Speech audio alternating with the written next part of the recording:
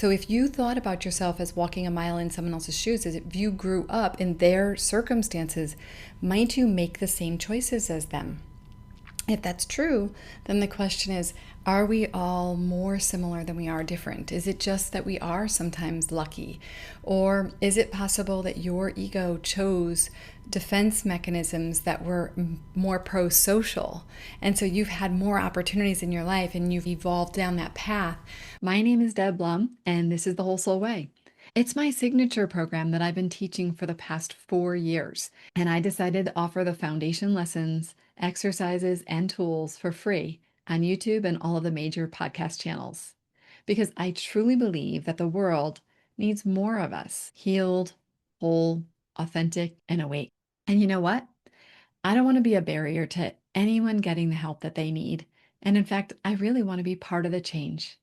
Each lesson builds on the last. So if this is your first time here, make sure that you start at the beginning.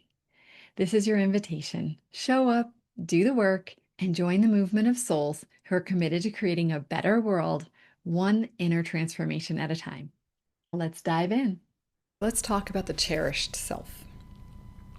All of us have a cherished self. We all have this idea of who we are. We're the kind person. We're the respectful person. We're the polite person. We're the person who cares about other people's needs. We're the funny person. We're the woke person. We're the evolved person. We're the spiritual person, right? We have all these cherished ideas of who we are. And there's nothing wrong with that inherently, except for when we become so attached to it that we become a little bit righteous, or that we feel that it's our identity. It's not just a characteristic of ours, it's really an identity. And I invite people to begin to expand beyond their cherished self. And that's one of the exercises that we're doing, is to take a look at the way that we hold certain qualities, not just of ourselves, but of people that we deem to be better than other qualities. And I'm not saying that they aren't more pro-social, and in some ways they aren't maybe preferred in a society, and they may very much make you feel comfortable. My guess is that your cherished self got formed as a way that you became very acceptable in the world. It made you feel safe. It kept you from feeling like you were either different or odd, or it made you feel like you fit in better. So a couple of thoughts on it. I remember it was about maybe 4 or 5 years ago. I was talking to a very good friend of mine, and he was always one that poked holes in everything. And I held on to this idea that the reason why I have the life that I have right now is because I've worked so hard for it. And his question to me was, how much of it is luck? And how much of it is your zip code? And how much of it is that you were not only lucky as far as genetics, but lucky in the parents that you had, or lucky in opportunities that you had, or lucky that you had exposure to the right people. It was incredibly hard for me to let go of my belief, my sense that I worked hard to get here. And I would just say both are true. But it's helped me to have a much more compassionate understanding for other people and why they may be at a different place in their life. And it might even be a place that I can't even imagine being. I remember listening to Russell Brand one time talking about how in Ireland, there are often these bar fights. And I'm sure this is other places, but he was talking about a particularly backcountry place in Ireland. And he was saying that people, I'm going to probably botch the story, but this is my recollection of it, is that there would be like a guy in there with a girlfriend. He'd get up to go to the bathroom, and another guy would come over and start talking to his girlfriend. The guy would come back from the bathroom and say to him, "Hey, get out of here. This is my girlfriend." And the other guy might say, "No."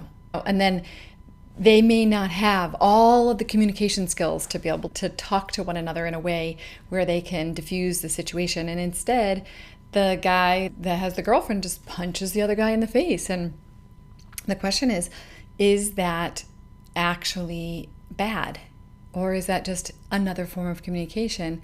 And many of us have evolved beyond that and actually now know how to communicate better. But even a lot of people that I know, they don't know how to communicate. They might not hit somebody, but they might have a temper tantrum, or they might start to cry, or they might start yelling or something like that. And so it's not as if it's that much better. Okay, one is a physical act of violence and the other might be an emotional act of violence or psychological violence. So I know that we have come to decide that physical violence is worse and unacceptable, but the question is that true? Is it limited to that? And so then I go further into this, like when I think about that example of these guys in this bar, I think, well, wait a second, maybe if I were them, if I grew up with their life and their perspectives and the way they were raised and what their parents taught them or didn't teach them, and I was exposed to other people and peer groups that were different, would I be a completely different person? Is it possible I would be exactly the same? So if you thought about yourself as walking a mile in someone else's shoes, as if you grew up in their circumstances, might you make the same choices as them? If that's true, then the question is, are we all more similar than we are different? Is it just that we are sometimes lucky? Or is it possible that your ego chose defense mechanisms that were more pro-social? And so you've had more opportunities in your life and you've evolved down that path. But in many ways, you've lived a constricted life because you've still had a way that you are limited because your ego chose the safe path or the socially acceptable path. Another person may have not chosen, I don't mean that they intentionally chose it, but like their ego chose using addiction or maybe even violence or something like that. And so we might judge the other person because we have this identity of this cherished self, because this cherished self really matters to us because it is actually our source of safety.